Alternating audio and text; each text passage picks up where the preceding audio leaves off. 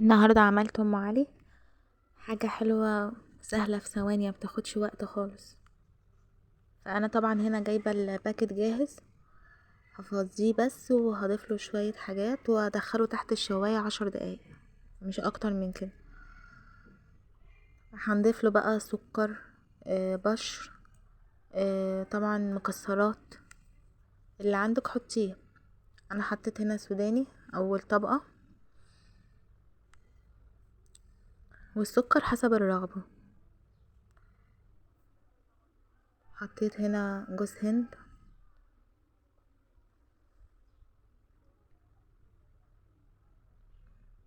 واللبن طبعا، وما نكترش عشان لسه هنزود لبن تاني.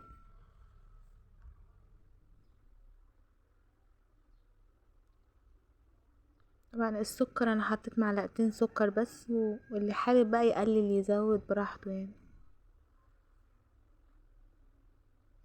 هنا عملت طبقة تانية،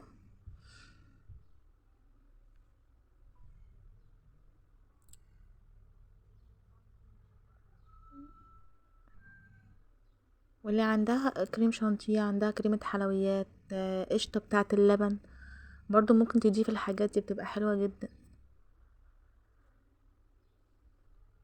برضو دي الطبقة التانية، هحط بشر، يعني المكسرات اللي بتحبيها حطيها. برضو من فوق انا حطيت معلقتين سكر كمان، وجوز هند، وحطيت فستق.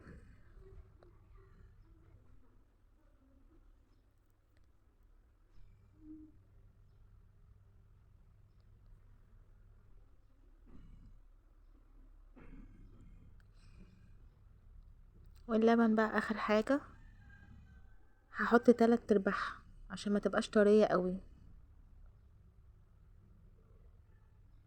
وكان عندي قشطة برضو حطيت على الوش، اللي حابب يغطي وشها كله قشطة اوكي عادي، هيبقى احلى بكتير.